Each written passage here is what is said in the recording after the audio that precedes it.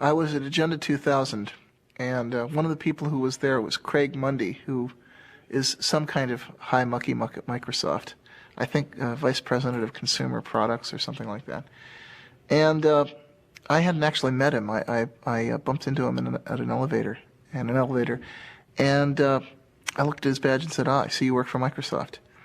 And he looked back at me and said, oh yeah, and what do you do?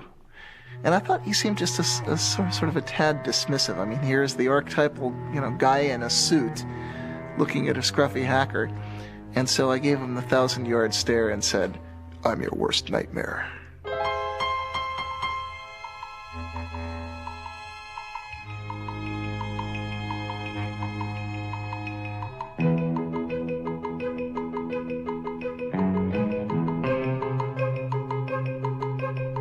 For most of its short but colorful history, the computer industry has been dominated by the Windows operating system. But that could soon change, as Windows faces a strong challenge from Linux. Silicon Valley has long been the place to develop new technology, start new companies, and get really rich.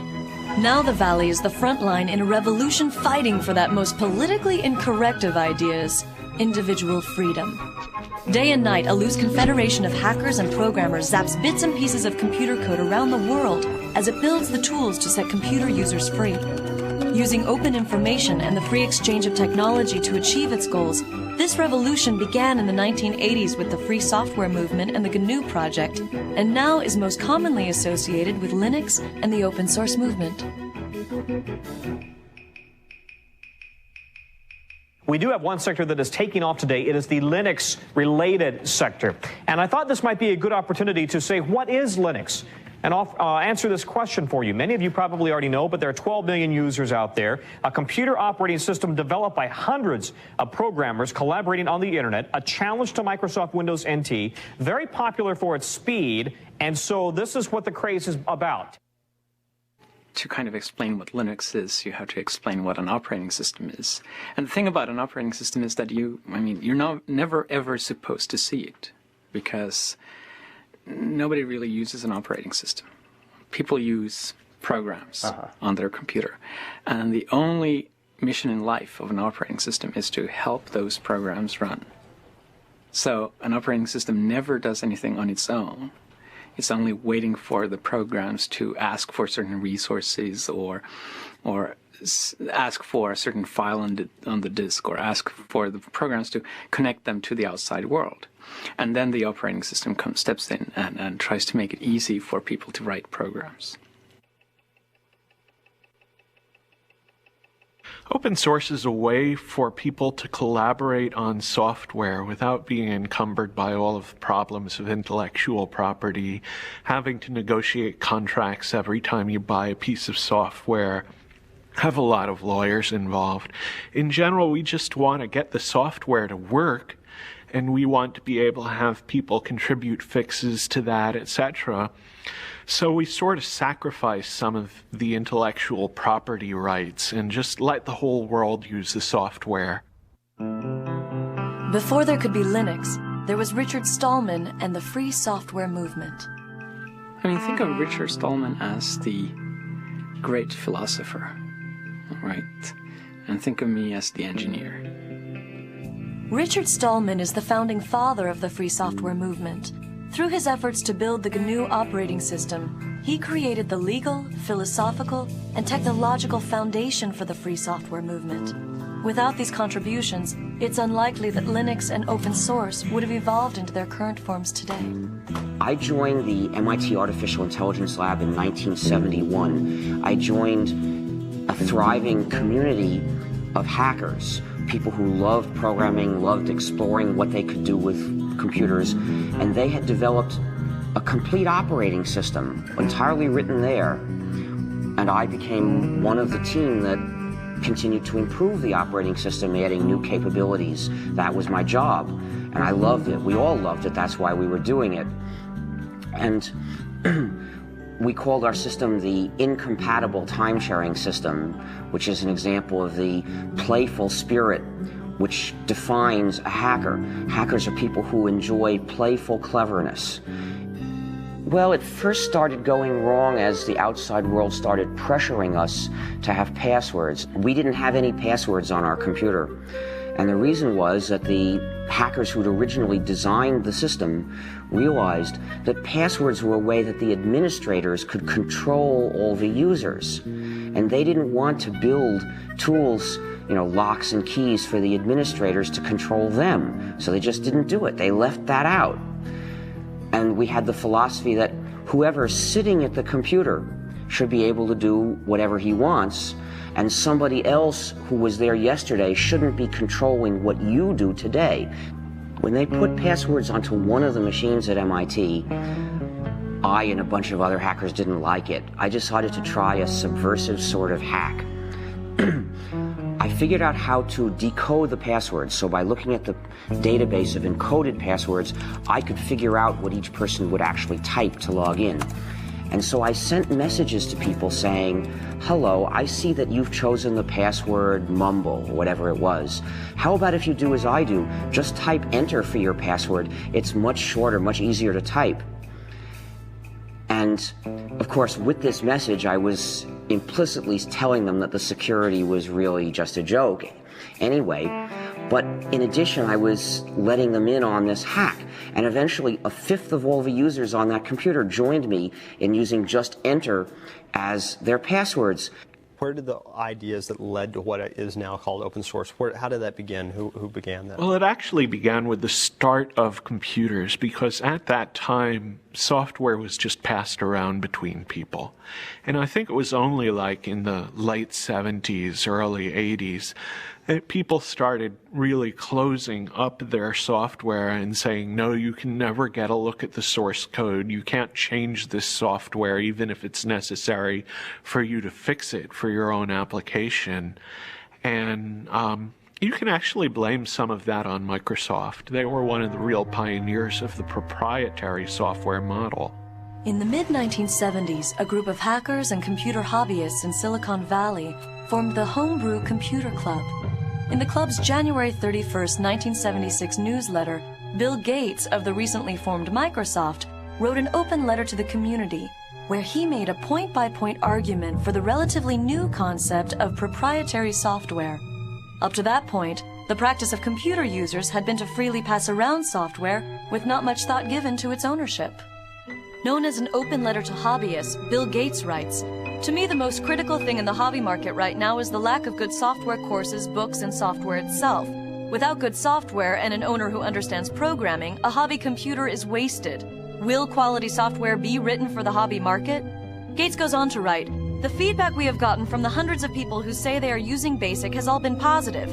Two surprising things are apparent, however. One, most of these users never bought BASIC, and two, the amount of royalties we have received from sales to hobbyists makes the time spent on Altair BASIC worth less than $2 an hour. Why is this? As the majority of hobbyists must be aware, most of you steal your software. Hardware must be paid for, but software is something to share. Who cares if the people who worked on it get paid?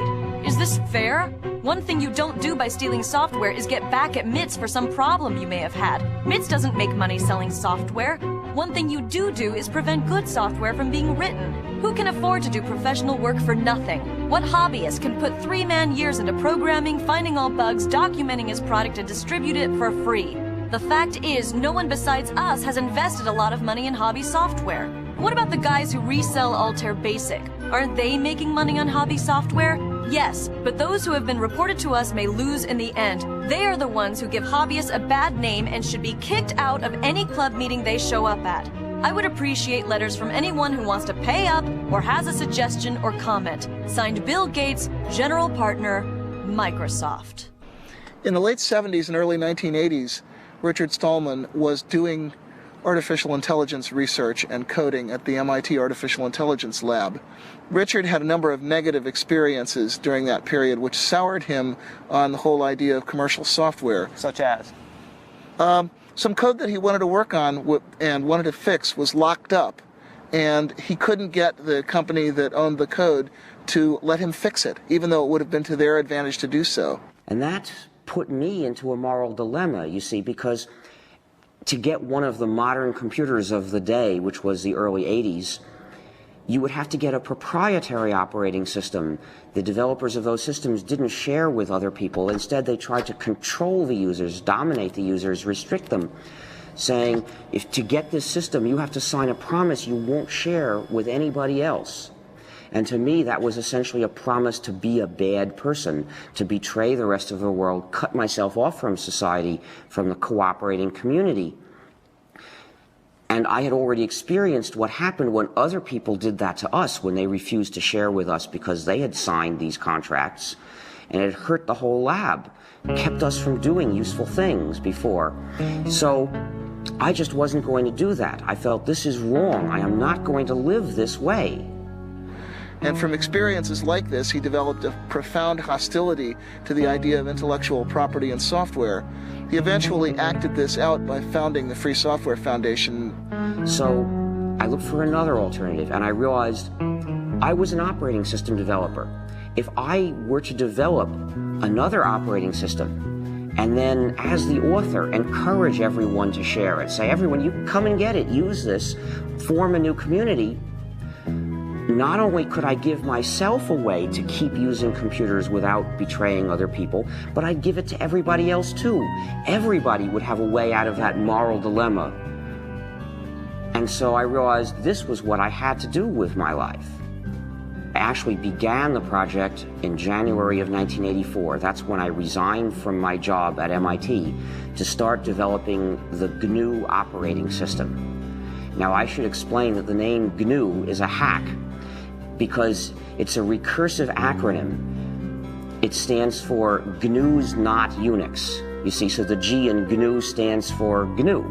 And what the name means is I was developing a system that was like the Unix operating system, but was not the Unix operating system. This was a different system. We would have to write it completely from scratch because Unix was proprietary. We were forbidden to share Unix. We couldn't use Unix. It was useless for a community. So we had to write a replacement for it. Throughout the 1980s, as Richard Stallman was building the GNU project, computer scientists from the University of California at Berkeley were developing their own free operating system. Known as Berkeley Unix, or BSD, it was based upon the Unix kernel which had been licensed from AT&T. However, due to legal problems with AT&T and fragmentation of the source code, hackers and other non-institutional users were slow to adopt it. Well, Unix consisted of a large number of separate programs that communicated with each other. So we just had to replace these programs one by one. So what I started doing was writing a replacement for one program, and then another, and then another, and then people started joining me because I published an announcement inviting other people to join me to help write these programs.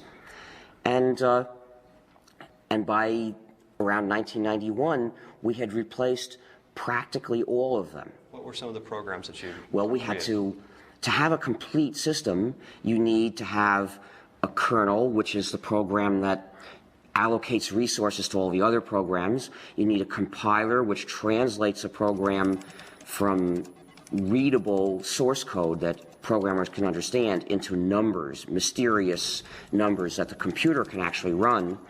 You need other programs that go with the compiler to help do this job. You need a debugger. You need a text editor. You need text formatter. You need mailers.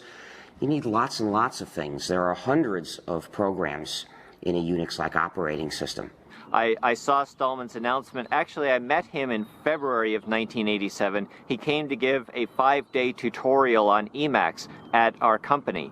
And during the day, he would explain new ways to think about Emacs and ways to extend and enhance it and to use the Emacs source code for better or worse.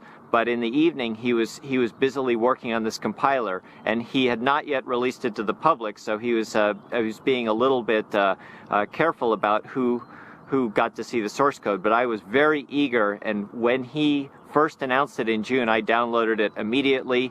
I played with it. I got some pointers from him, and when I sent the source code back to him, he was very actually amazed at how quickly I was able to ramp up on his technology.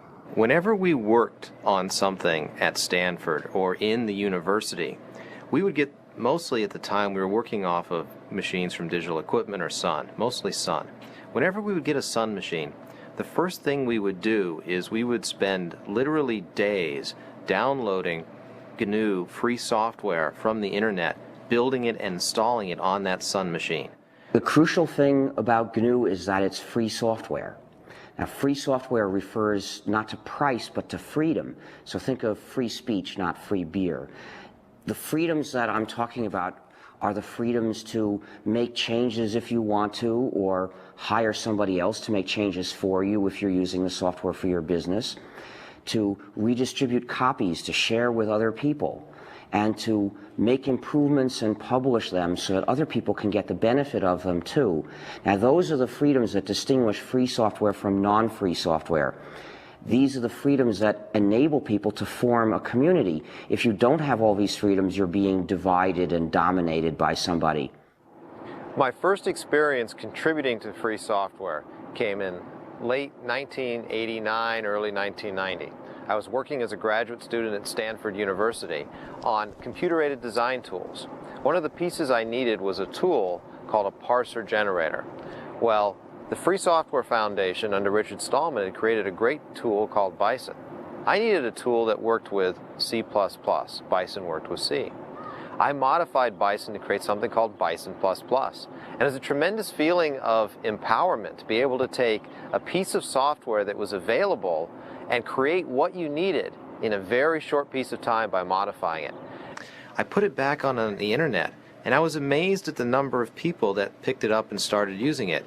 In fact, I remember going to job interviews. I at various times considered just going out and getting a job, and I had gone to a job interview, and I was talking with one of the people, and I started asking them about what tools they used, and they said, gee, we use Bison++, and I said, oh, I'm the author of Bison++. Free software generally does have a copyright, it does have an owner, and it has a license. It is not public domain. If we put the software in the public domain, somebody else would be able to make a little bit of changes and turn that into a proprietary software package, which means that the users would be running our software, but they wouldn't have freedom to cooperate and share. To prevent that, we use a technique called copyleft. The idea of copyleft is that it's copyright flipped over. And what we do is we say, this software is copyrighted, and we, the authors, give you permission to redistribute copies. So we give you permission to change it. We give you permission to add to it. But when you redistribute it, it has to be under these terms, no more and no less, so that whoever gets it from you also gets the freedom to cooperate with other people if he wants to. And then in this way, everywhere the software goes, the freedom goes too, and it becomes an inalienable right to cooperate with other people and form a community. And so what is that, the license? What does that go? Well, copyleft being a general idea, in order to use it, you have to have a specific example. And the specific example we use for most GNU software packages is the GNU General Public License. Particular document in legalese which accomplishes this job. A lot of other people use that same license. For example, Linus Torvalds uses that license for Linux as well.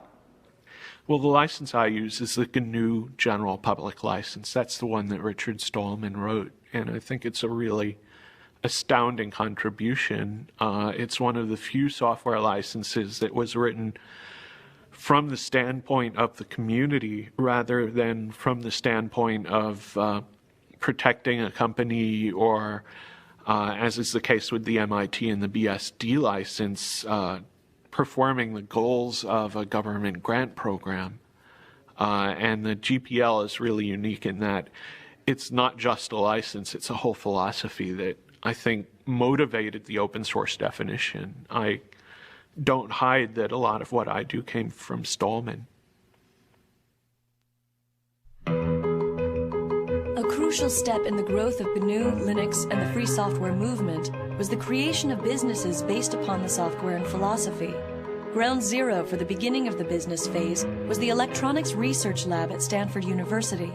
Known as ERL, the lab was the place where the first GNU and Linux businesses found their inspiration. So right here is where ERL was.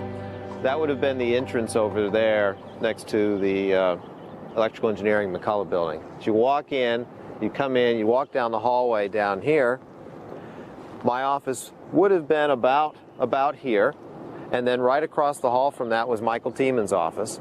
Michael Tieman took and started a company, Cygnus Software, but the idea was to sell consulting and services around the GNU free software. And, well, Michael's done very well with Cygnus. Well, I spent a lot of time working out how we were going to make money, and in the original GNU Manifesto, which is the last chapter of the GNU Emacs manual, Stallman proposed a number of different possible ways to make money. From the beginning of the free software movement, I've had the idea that there's room in it for business to be done. One of the advantages of free software is that there's a free market for any kind of service or support. So if you are using software in your business and you want good support, you have a choice of people to go to for it. You have a choice of businesses that are in the business of providing you with support. So they're going to have to, in general, give you good support, or you'll go to somebody else. With proprietary software, support is a monopoly. There's one company, typically, that has the source code, and only they can give you support. So typically, you're at the mercy of a monopoly. That's the case, for example, with Microsoft. So no wonder the support is so bad. The benefits of free software were tremendous, but the cost of supporting it internally made managers very, very nervous. And so the fundamental idea I had was, if we could build a model that could deliver 2 to 4 times of support and hand-holding capability that an internal engineer could provide, and we could do it at 1/2 to 1/4 of the cost, that would meet the test of whether or not people would actually buy. And by about the fall of that year, we had all of the things worked out about who we needed on the technical team, what the terms of the sale would be, what the key price points were, and we actually received our incorporation in November of 1989. One of the most difficult things in starting our company was actually finding a name for it. I explained this to one of my friends. We were having difficulty, and he returned an email message that basically just had a bunch of words with the name GNU in it. And Cygnus was the one that looked least obnoxious and least obscene.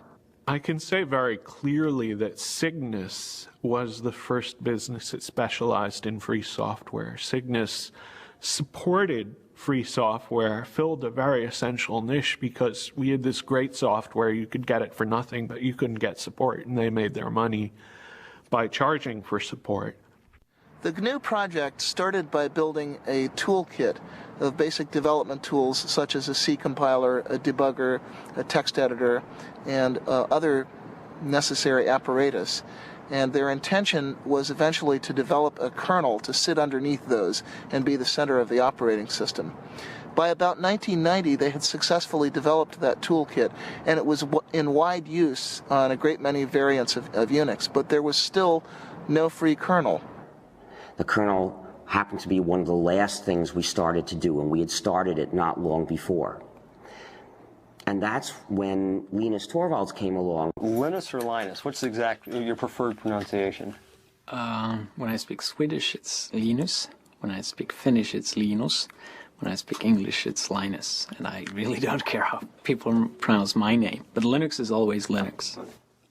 He developed a kernel and got it working faster than we got ours working, and got it to work very nicely and solidly. His kernel is called Linux. The initial goal was my very personal goal, to be able to run a similar environment on my computer that I had grown used to at the university computers. And I could not find anything that suited me for that, right? So having been doing computers for all my life, basically, at that point I just decided that I'll do my own. Most of the inspiration early on came from Sun OS, which was what I was using at the university at the time. Which university? University of Helsinki in Finland. From 1991 to about 1993 was really, I guess, the infancy period of Linux. That was when it was still only alpha or beta quality. It was relatively unstable, although even then it was a good deal more stable than a lot of what are now called production operating systems. Linus used the traditional tried and true method of writing one program that does the job, and he got it to work quickly, in fact, faster than I would have thought was possible. The term for it is monolithic, which means that basically the OS itself is one entity, indivisible, while in a microkernel, the operating system kernel is actually just a collection of servers that do different things, and then they have a common protocol for doing communication between themselves. So why is it that if the GNU project had so much lead time, so to speak, doing this, why is it that he was able to kind of come in at the tail end, so to speak? Well, we actually started the GNU herd not long before he started Linux. And as it happened, though, we chose a design that's a very advanced design in terms of the power it gives you, but also turns out to be very hard to debug. We decided to divide up the kernel, which traditionally had been one program, to divide it up into a lot of smaller programs that would send messages to each other asynchronously to communicate. And the problem is that style of programming has a great deal of potential for bugs, which are often very hard to figure out because they depend on does this program send this message before or after this one sends that message. And the result was, it took us years to get the thing to work. What is Linux's relationship to the GNU project?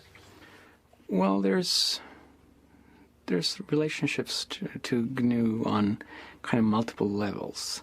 One is just the philosophical level of thinking that making your source open is a good idea. When Linus developed the kernel, he wasn't doing it for the GNU project. He did it independently. And he released it independently, and we didn't know about it. But some of the people who did know about it decided to look for what else they could find to put together with that kernel to make a whole system. And they looked around, and lo and behold, everything they needed was already available. What good fortune, they thought, but actually there was no chance about it. They had found all the pieces of the GNU system, which was missing just the kernel. So when they put all that together, really they were fitting Linux into the gap in the GNU system, but they didn't know that. There's a lot of these programs done by the Free Software Foundation and done by other people like Linux, and there's a symbiosis between Linux and the programs, so that the programs run on Linux and at the same time, and they take advantage of Linux as a platform, while Linux takes advantage of the programs by just being able to use them. What programs?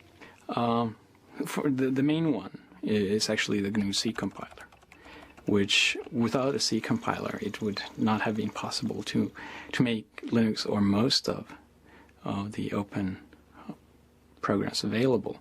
Linux uses the GPL, and I agree with the kind of philosophy behind the GPL. That said, the GPL itself is not a very pretty document, which is probably just because no lawyers can ever be very pretty.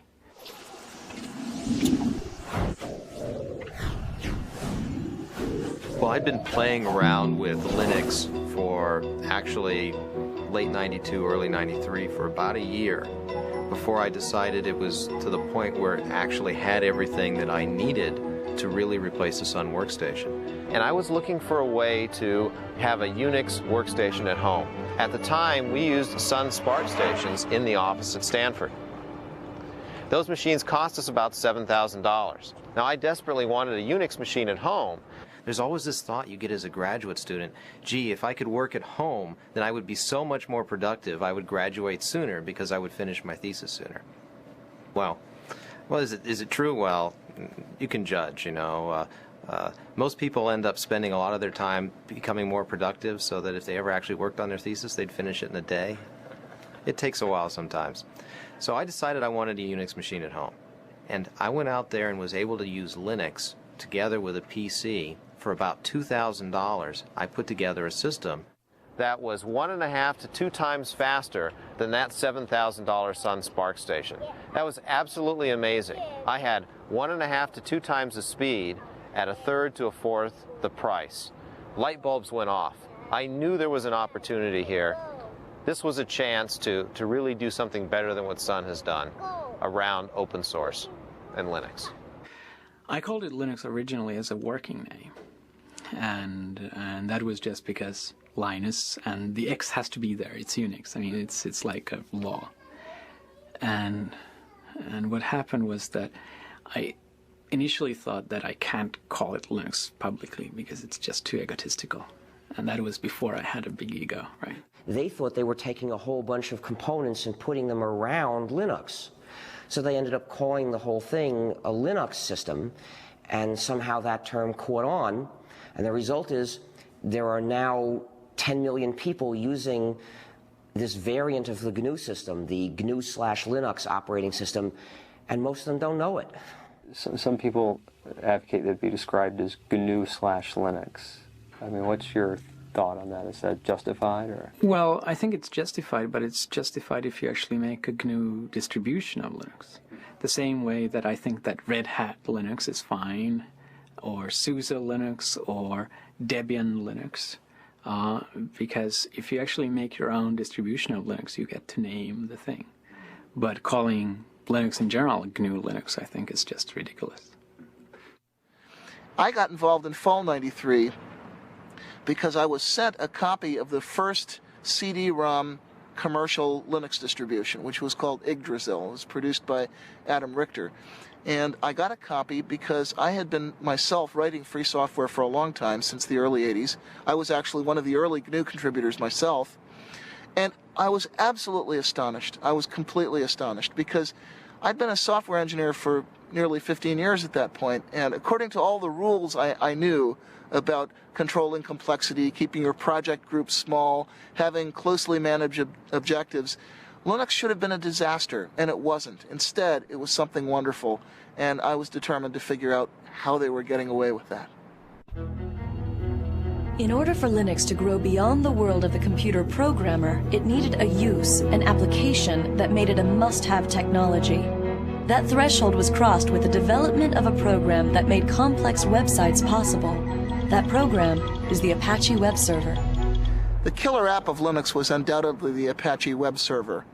If you look at the history of Linux, the adoption curve of Linux and the adoption curve of the Internet exactly track each other. 1993, which was when the Apache web server project really got started, was also the beginnings of the popular ISP explosion, when the Internet first became a mass market commodity and the idea of web-based electronic commerce and mass communication became real.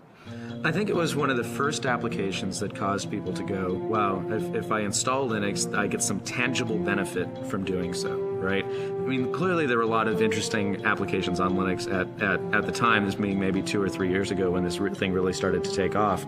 But there wasn't a driving, you could almost say business case for someone to use Linux versus using NT until, I think, Apache. And a lot of the things that plugged into Apache and enhanced Apache. I mean, when you went to go out and build a server farm, it was much more cost-effective, real dollar terms, to build it on Linux and Apache than it was to build it on IIS and NT, even if it meant that you had to spend a little bit of money to train your staff to learn how to use that or to find people who were knowledgeable.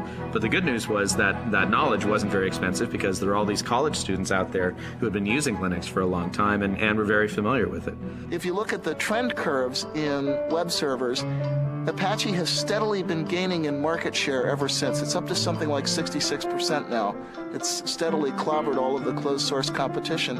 And that's because it's more reliable, it's more flexible, it's more extensible. It does what webmasters actually need. And the combination of Apache and Linux found its way into a great many commercial shops.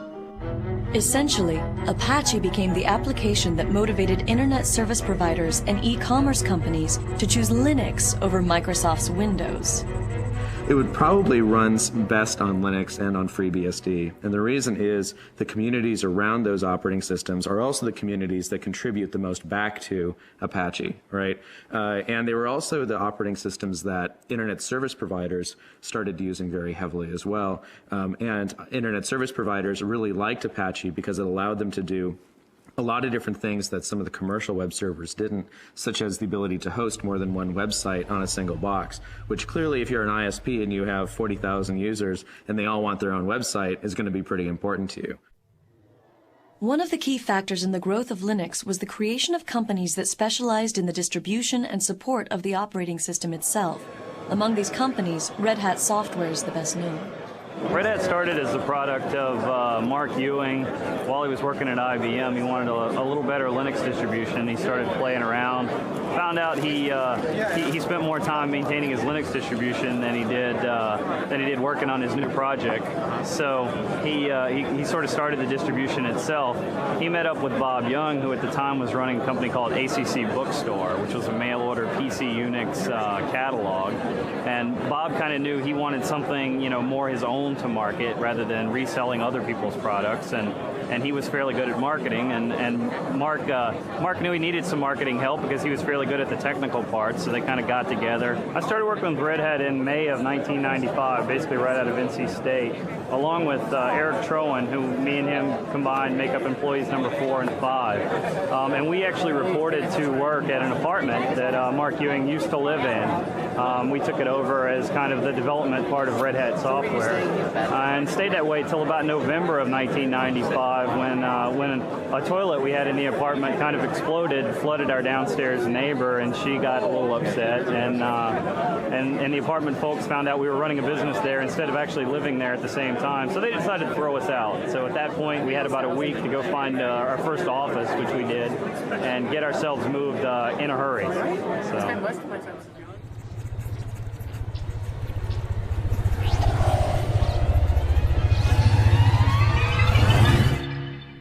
We started going in, again, 95 or so to the venture capital firms, saying, there's something happening here. There's a great business opportunity to build the next Sun for open source. Well, the venture capitalists looked at this and said, gee, you're selling systems, the software's free, this is kind of scary. We're not sure that we want to put money in. And by the way, we funded other systems companies, and it hasn't really panned out. We're scared. I came to the U.S. about 3 years ago, and the reason really was that I'd been spending like 6 or 7 years at Helsinki University and decided that it was time to see the real world and not just university life. Especially this area had a lot of the most interesting work being done. So I just decided that let's try to move halfway across the world and give this a try, and it's turned out pretty well. Do you see this as temporary or long-term? Well, we saw it as temporary at first, and I think it's certainly looking like it's turning long-term. Our youngest daughter is both a U.S. and a Finnish citizen because she was born here, and the older one is speaking both Swedish and English, so.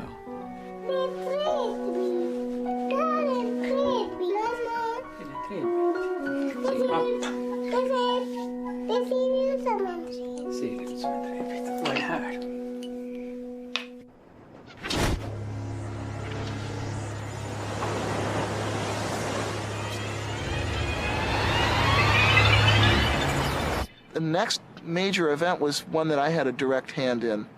I wrote a paper called The Cathedral and the Bazaar, which was my observations, my anthropological analysis of what it was that made the open source world work. We didn't call it that then. We're still using the term free software primarily. So it was my observation of what made the free software world work and why we were able to produce extremely high quality software in spite of constantly violating all of the standard rules of software engineering. In that paper, I was setting up a contrast between two different styles of development, two opposed styles of development. One, which is the conventional closed development style, which I called the cathedral style. In that one, you have tight specification of objectives, small project groups which are run in a fairly hierarchical, authoritarian manner, and you have long release intervals.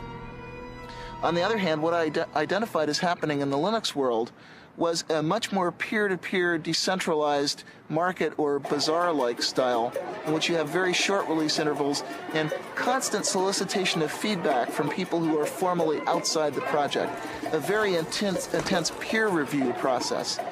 And the startling thing was that the more I looked at this, the more it seemed that trading away all the supposed advantages of conventional closed development for that one single advantage of massive independent peer review actually seem to win, actually seem to get you good results.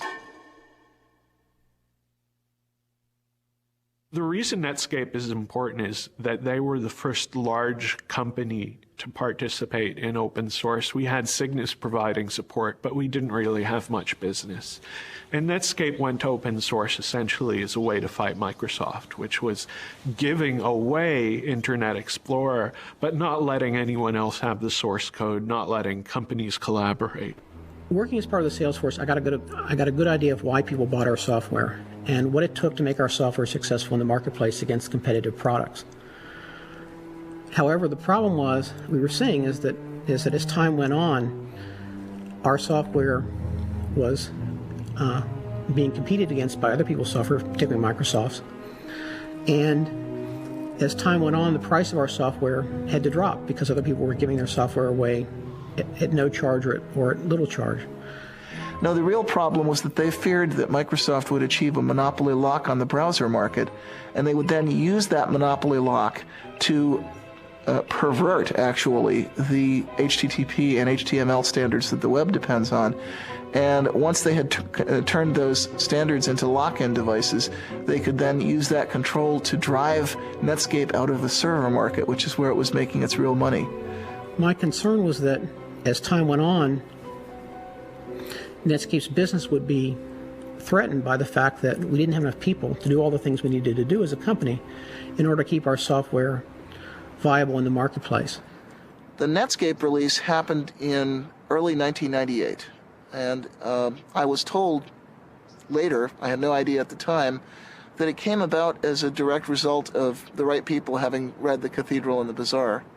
The Cathedral and the Bazaar, the paper by Eric Raymond, was a significant influence on Netscape's decision to release source code.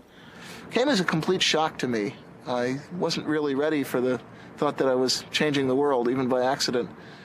However, it was not by any means the only influence on that decision, and not necessarily the most important one when all is said and done. As I said, Netscape had already been talking about releasing source code for quite some time before anybody had ever heard of Eric's paper. Linux Congress in early 1997, which was the first place that I gave that paper. And one of the people who heard it was Tim O'Reilly of O'Reilly Associates. And he thought it was pretty intriguing. And he asked me to give it at his first Perl conference, which was later that year in fall of 97. And apparently what happened, I was told later, although I had no idea this was happening at the time, is that some people from Netscape actually heard the paper at the Perl conference and took those ideas back to Netscape, and they kind of lit a fire there. The role of my paper was essentially to make the internal case at Netscape, to make the business case for why Netscape should release its source code. The paper was called Netscape Source Code as Netscape Product. A strange title. Essentially, what the title meant was that, in my opinion, we needed to think of source code not just as something that was used in creating our products, but as something that was a product in its own right, something that customers might use, other people might use. I then looked at what the business models might be if we release source code for our products. How would we license them? How would we sell products in this environment? Then I looked at the competition, particularly Microsoft. What would they be likely to do if we release source code? Was there some way they could use our source code against us? I used Eric's paper as an example of how distributed development could work, how a company could develop software not just using their own people, but also working with people on the internet. And that's why I included a reference to Eric's paper in my paper. Once my paper was circulated, the people who read my paper would naturally enough find a reference to Eric's paper and read that as well. And who was involved in making that happen at Netscape?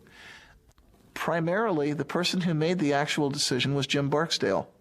And this turned out to be important later, that our big win, the big score that gave us mainstream visibility and credibility with investors, came not because of bottom-up evangelism from a bunch of engineers, but because one strategist at the top saw the potential power of this method and then essentially imposed that vision on everyone underneath him.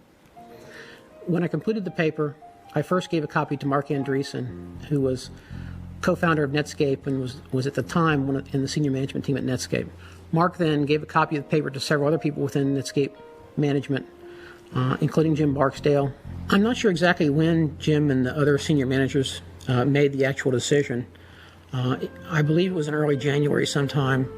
Netscape actually announced that it was going to release the source code on January 22nd, at the same time that they released that they were going to give Communicator away for free. When Netscape decided to release the source code, people sort of got a wake-up notice that said, hey, maybe there is something to this idea of releasing source code and doing development with people outside your company.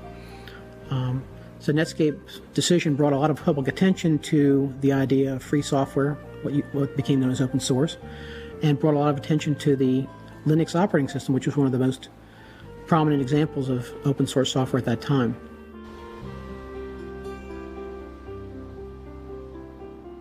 This is our first office, Mountain View, California. We moved here in early 1995.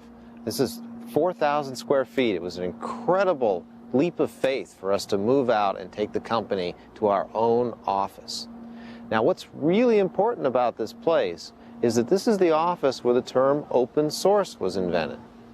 If you walk into an executive's office and you say free software, okay, if you're lucky, the response you'll get is something like, free software must be cheap, shoddy, worthless.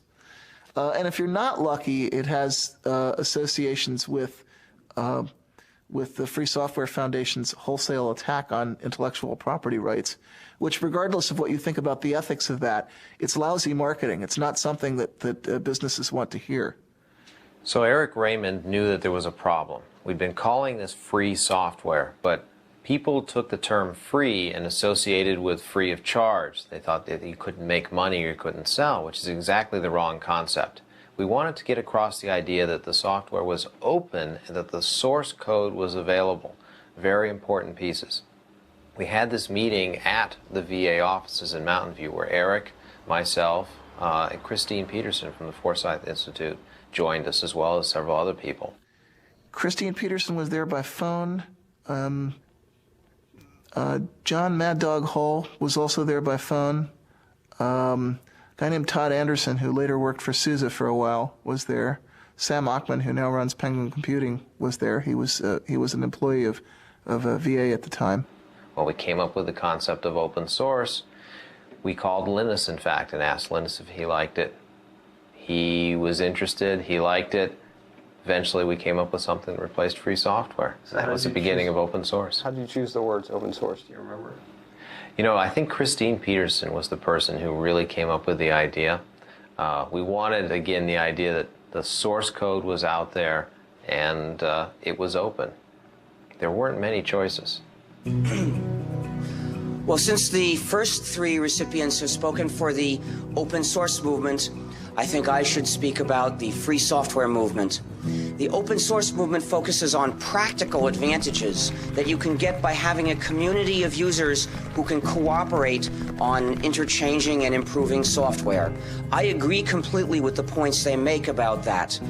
The reason why my views are different, why I am in the free software movement rather than the open source movement, is that I believe there's something more important at stake, that freedom to cooperate with other people, freedom to have a community is important for our quality of life. It's important for having a good society that we can live in, and that is, in my view, even more important than having powerful and reliable software.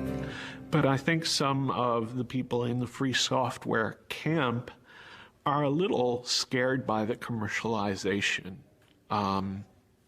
And, you know, of course, a rebel is put off by success. I think that commercialization is very important. We want to mainstream this software. And I work with Richard Stallman, who's the gray-haired man of free software, on a regular basis. And I don't feel I have any philosophical differences.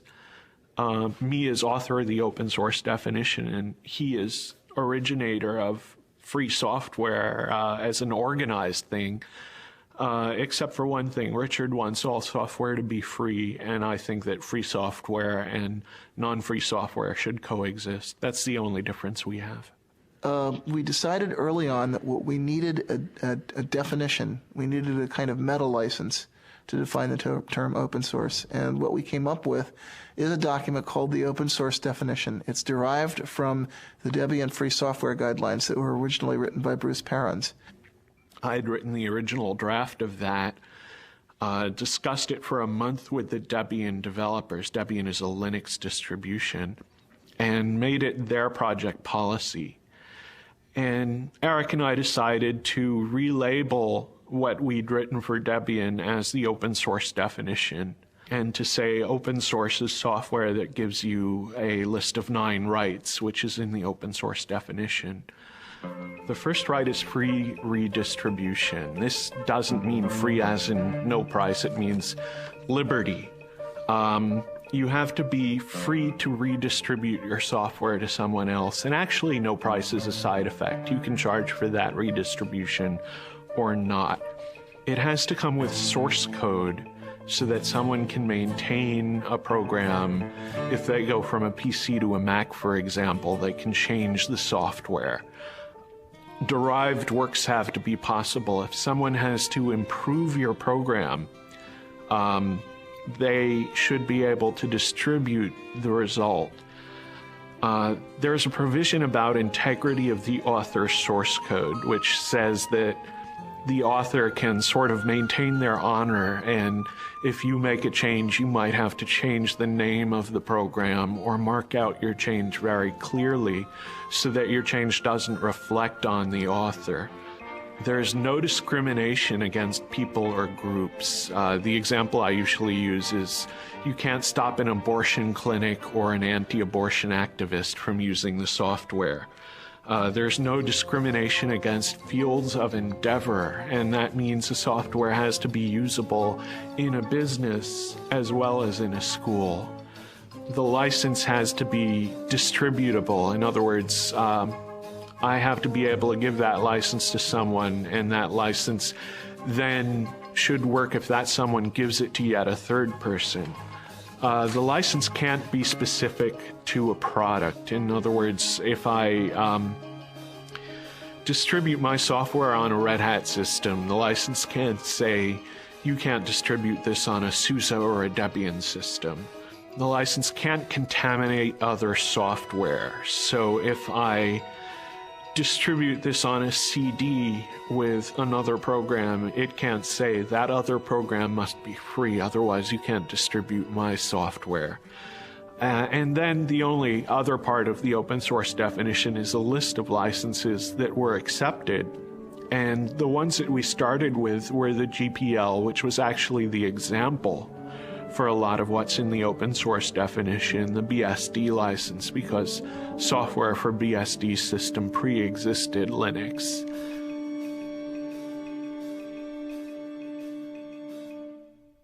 I think the next moment that I thought was really pivotal was when the database vendors flipped over, which happened about 3 months sooner than I expected it to. It actually happened in late July, early August. That we got commitments to do Tier 1 ports from Oracle and Sybase and the other key database vendors. And why was that critical? Because we knew that in order for the open source story to be credible, and especially in order for the Linux story to be credible, we'd have to get commitments from independent software vendors to do ports of their applications to these platforms. And I was actually kind of worried. I felt that we were in a window of vulnerability between the time that we announced the open source campaign and the database vendors flipped over. That was the point at which hostile action by Microsoft or other closed source software companies, that was the point at which a serious marketing blitz might actually have sunk us. But once the big database vendors flipped over, that opened the way for other ISVs. That started a snowball effect going. Every 6 months or so, I would come back to the venture capitalists and I would show them the new numbers, showing more and more people adopting Linux, the new people porting, new users, and I'd show them our customer list. And our customer list was getting much more impressive. It was people like Cisco that were beginning to appear. People like the .com companies were starting to show up on our customer list. And eventually the venture capitalists, they kept looking at it and they kept saying, oh, we can't quite do it. Finally, Linus appeared on the cover of Fortune because there was something happening with open source. Well, at that point, the the venture capitalists couldn't ignore it. They just got sick of hearing about Linux everywhere, and they got tired of me just, showing it to them every at that point almost every week. So they decided it was time to invest, that there was something happening. Well, I announced open source to the world on the internet. I did a lot of the early administrative work of starting the open source initiative. And I think 6 months later, I was reading the words open source in the news all the time and was totally astounded. And a year later, I believe Microsoft was talking about releasing some source code. And someone in the press asked Steve Ballmer if they were going to open source their code. And Steve Ballmer said, well, open source means more than just releasing the source code. And I realized that he had read my document and understood it and was now telling the press about this. Now, if you're like just a guy on the net who's not doing this for a job at all, and you sort of write a manifesto and it spreads out through the world, and a year later the vice president of Microsoft is talking about that, you'd think you were on drugs, wouldn't you? But that's what really happened.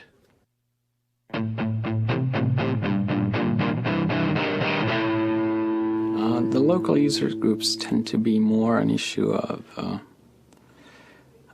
building a social network, especially getting people familiarized with the issues, also just acting as a kind of support network for people who do not, for example, have the ability to pay for a commercial support network. So one thing they're doing in this area, for example, is they're making these, I think it's once a month, they're having install fests, which means that people who have problems getting Linux installed on their machine or have some issue, I mean, maybe they've actually installed Linux but want to set up the network in a specific way, can actually bring in their machines to this users group meeting. And there's a lot of people that are willing to help who've maybe seen that problem before.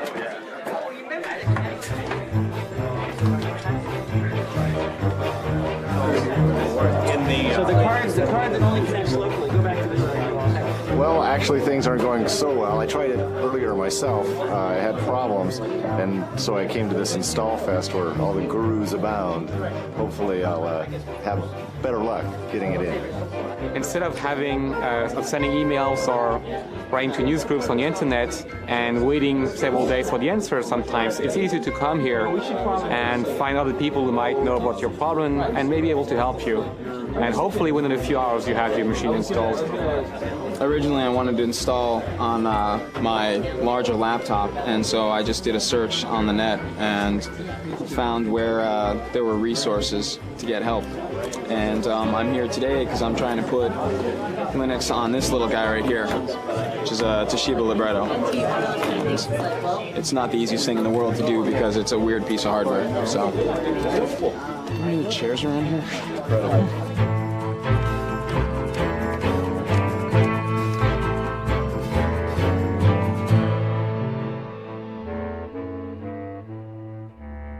I think the Department of Justice case has made people aware of the fact that you should at least look for alternatives to Microsoft, and maybe Microsoft isn't the American dream after all.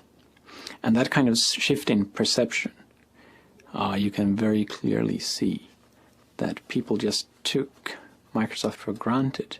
And maybe they're still buying Microsoft, but at least they're kind of more aware of the issue these days.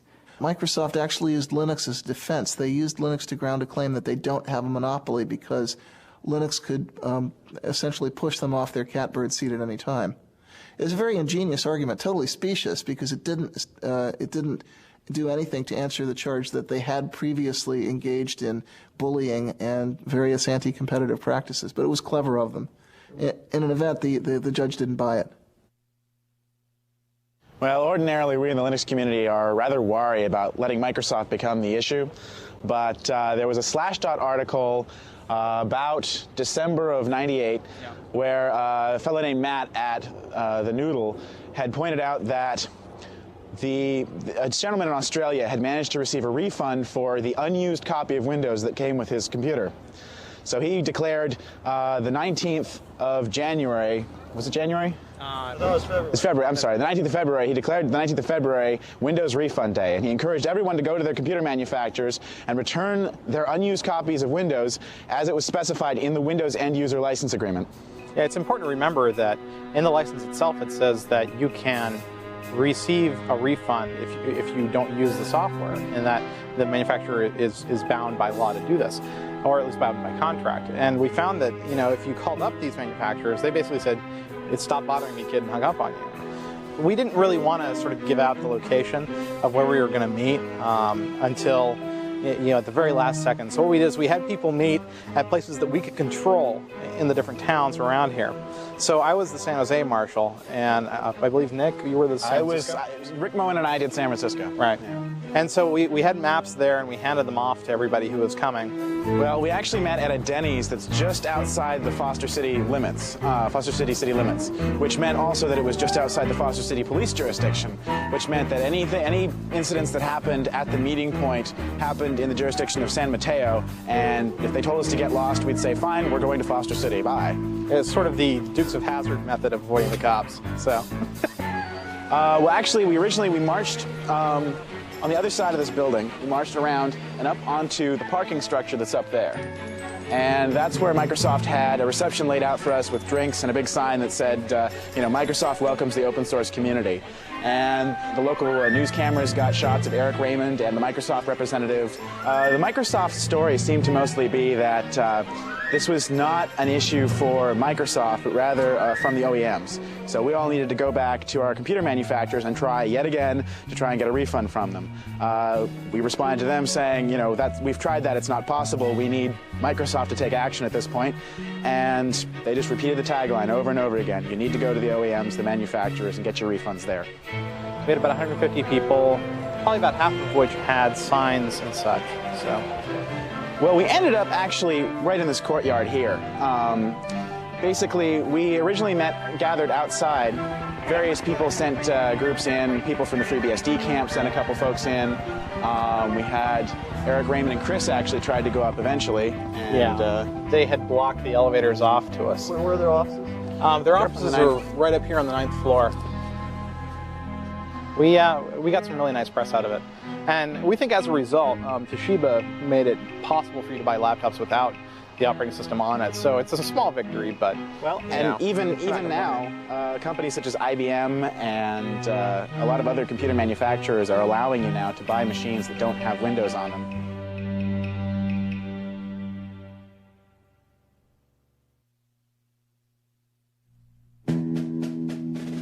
You know, when I was a kid and I went to school, the teachers were trying to teach us to share. They said if you bring some candy, you can't eat it all yourself, you've got to share it with the other kids. But now the administration says teachers should be teaching kids to say yes to licensing. If you bring some software to school, oh no, don't share it. Sharing means you're a pirate. Sharing means you'll be put in jail. That's not the way society should work. We need the goodwill, the willingness to help other people, at least when it's not too hard, because that's the basis of society. That's the fundamental resource that gives us a society instead of a dog-eat-dog jungle. So what about people that say that if you have rampant piracy, it will eliminate the profit motive, and then in the creative works software will not be? Well, they're wrong on both counts. For one thing, people are making a profit from developing free software, but for another, the freedom to have a community is more important. People that casually look at open source free software and think, well, because you're supposed to share and do it for people's goodwill, doesn't that seem somewhat communist? What's your response? Absolute nonsense. It makes me really angry when people do that. Well, back in 1989, actually, communism would have been a compliment. The word that people were using at that time was crazy. I wanted them to use capitalism. Communism is an ideology that forces people to share. If you don't share, you get thrown in jail or killed.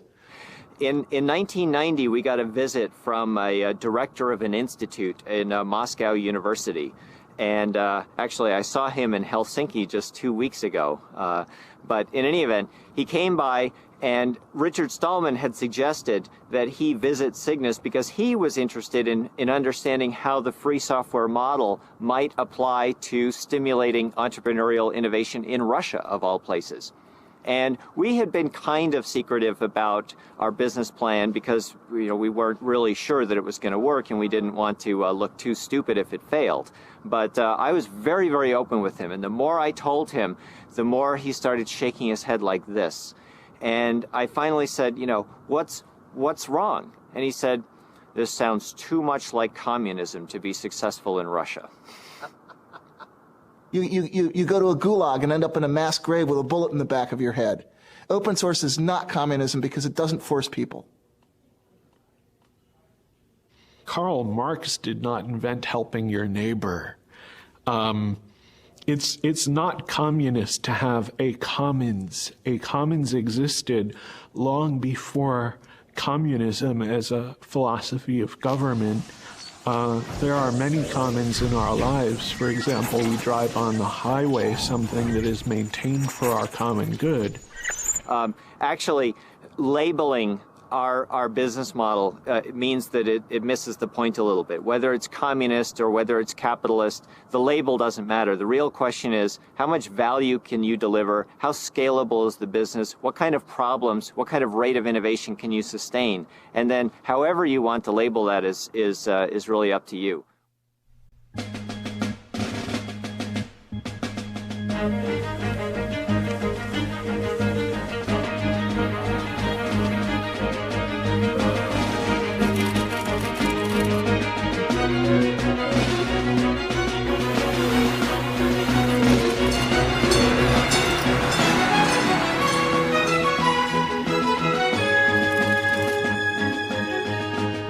A lot of people described that August Linux World as Linux's coming out party. Linus Torvalds was very funny about that. He said, "What, was Linux gay?"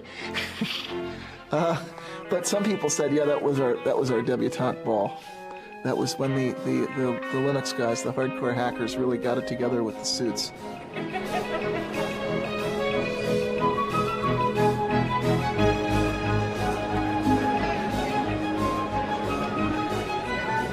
At 3 p.m. on August 10th, 1999, Linus Torvalds delivered the keynote address at Linux World.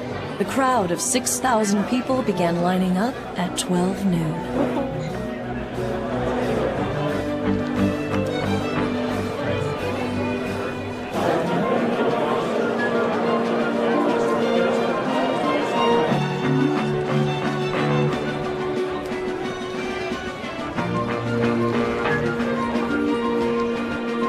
Gentlemen, please welcome Larry Augustine, Linux World Conference Chair and President and CEO of VA Linux Systems.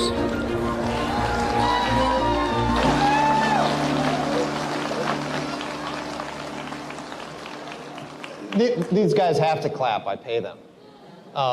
Thank you all for being here. It looks like it's been a great show so far.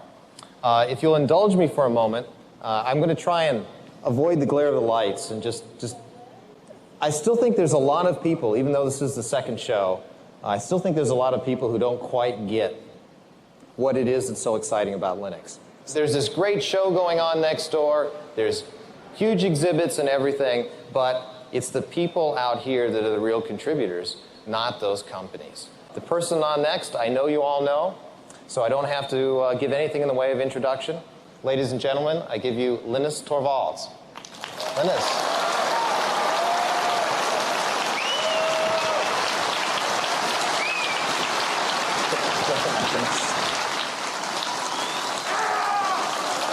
Calm down.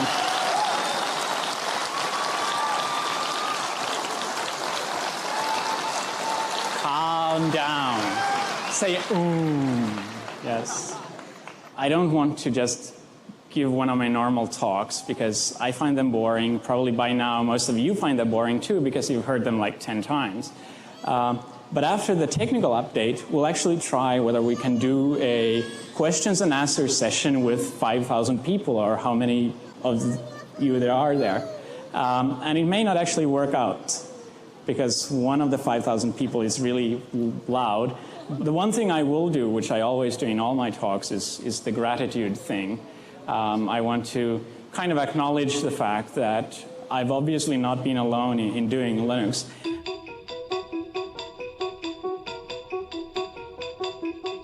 Red Hat up 228%. This is the IPO that everybody was waiting for. They, of course, are behind the Linux operating software. RHAT.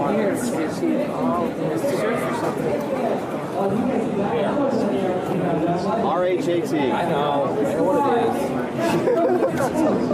All I've gotten today are comments about what the stock price is all morning. You know, it was at 41, it was at 42, it was at 47, it was at 53, it was at 51. Every machine, as far as I can tell, on the show floor is pointed to their E-Trade accounts, to their broker accounts. They know the Red Hat price. I can't believe it. 46. I'm the just heard 53. Oh boy! Hang on, I didn't buy any. You didn't buy? No, I didn't buy. I should have bought, but no. That's great if it's that. You guys don't know? Well, you know, Red Hat being successful just means that it legitimizes Linux, so it's much easier for us to go out.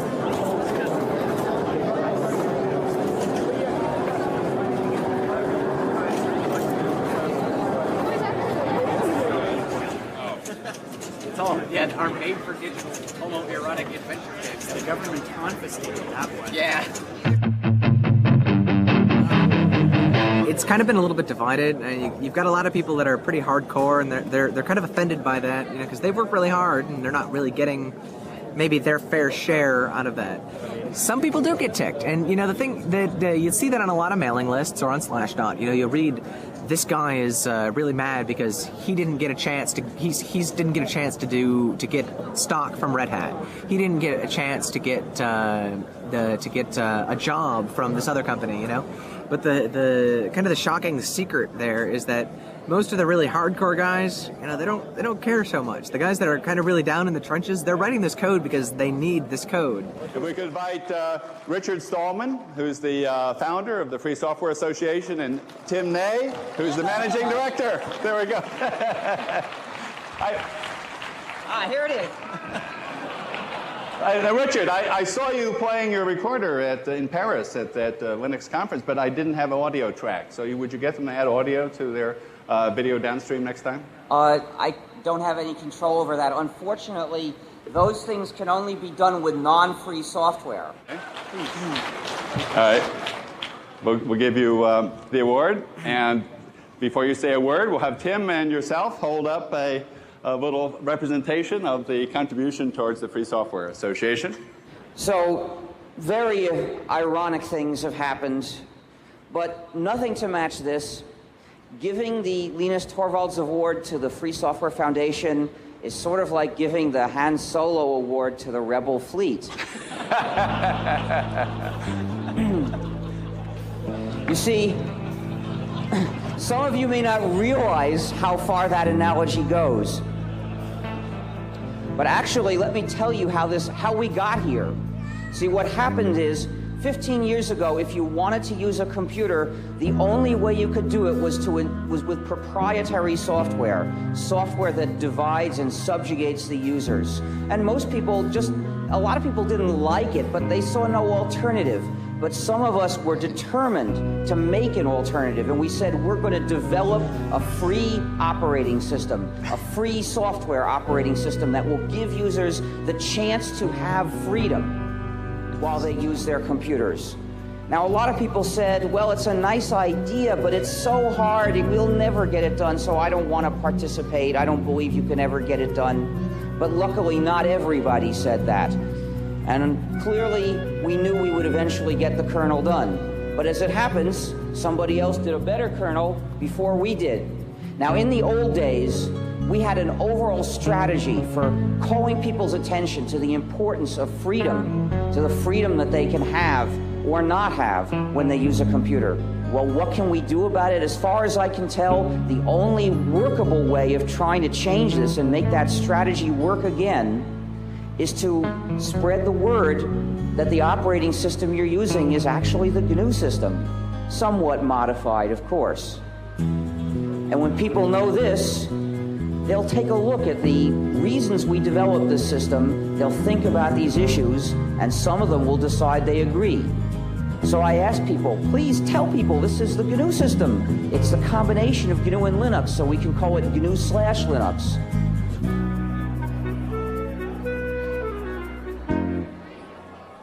So, Larry, when you were at Stanford 8-9 years ago doing your PhD, did you ever think you'd be in this position? No. All kidding aside. No, I had no idea, honestly. What did you think when you were finishing up your PhD? You know, that's a good question. I really didn't have a good idea. I mean, here we are on this huge show floor. There are people just going crazy about Linux. We had 6,200 people crammed into a room to see Linus speak last night. Here we are with, you know, all of these huge vendors all over the show. It's just, you have no idea that this is going to happen. I mean, this is just this little operating system that we were happy with, that a few people cared about. You know, I thought I'd have a nice little consulting business, and here I am suddenly with all of this huge show going on. It's just incredible. I mean, a year ago, you could look and say, you know, this is going to be big. And everyone's standing at the show going, you know, the show was big last year. Is it going to be as big this year? Then you remind them, you know, last year was only 6 months ago. Then they go, oh, Linux time.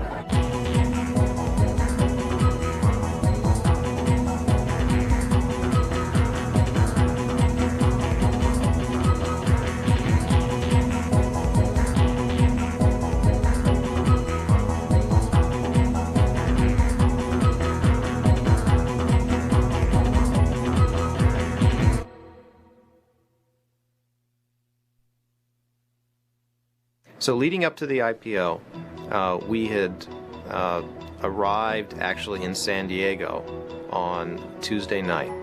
We spent Wednesday morning meeting investors in San Diego. We flew up to San Francisco. Spent Wednesday afternoon meeting investment firms in San Francisco.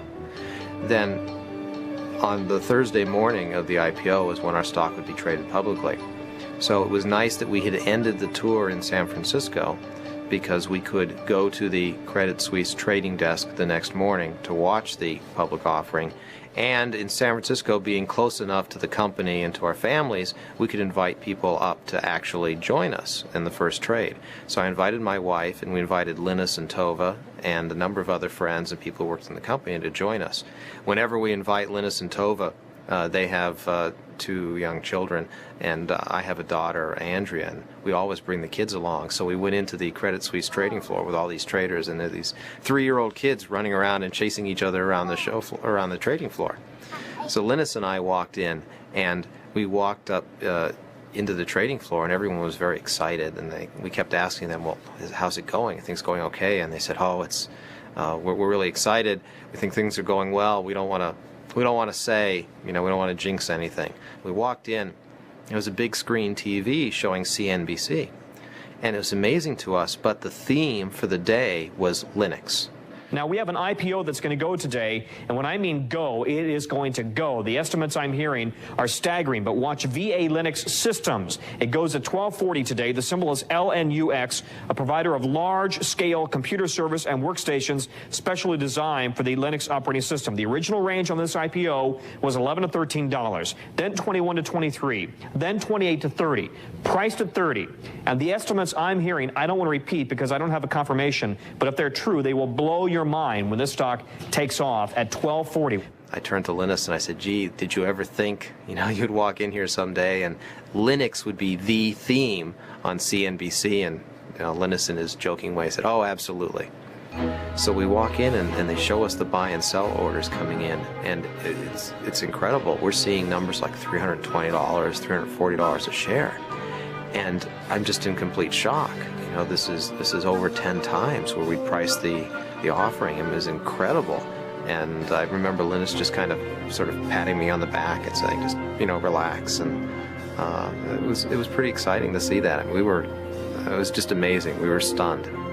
We were lucky that we were able to get back to the offices. We've been in San Francisco, so we could come back to VA's offices to see everyone in the office for the IPO. We got back. We had everyone was obviously very excited. The IPO had done just tremendously well. We had a little party that we put together. It was interesting. While we were celebrating, though, there were plenty of people that were still trying to work. I recall cries of, be quiet, we're on the phone, we're working, as we went into the offices. One of the things I did was I gave the roadshow presentation for the employees back at the office so they could have an idea of what we'd been telling investors and understand exactly what we'd put together for them. But again, the story of the day is VA Linux now up 766% to $235 to $265. Sue, the best performing IPO ever. Here it goes. Sycamore Networks was priced at $38, surged to $270. This has just beat it. And by the way, so how do you feel about potentially billions of dollars of wealth being created from your creation, but you're not necessarily directly cashing out? So, if I hadn't made Linux available, I mean, I wouldn't have gotten any money that way either. So, I mean, it's a win-win situation. Just the fact that there are a lot of commercial companies means that there are a lot of Linux people who used to work on Linux kind of on the side. And now they get paid for doing what they wanted to do. And that helps me in the sense that I wanted them to work on Linux anyway.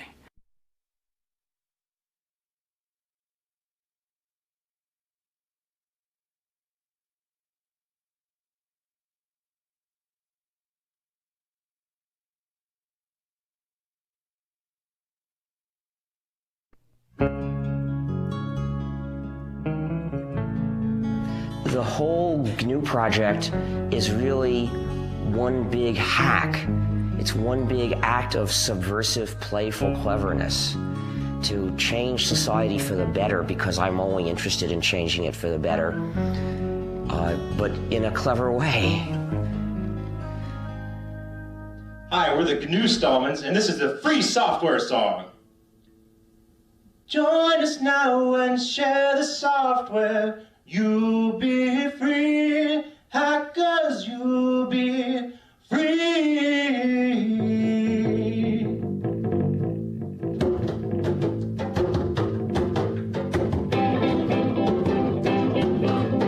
Others may get piles of money, that is true. Hackers, that is true. But they cannot help their neighbor, that ain't good. Hackers, that ain't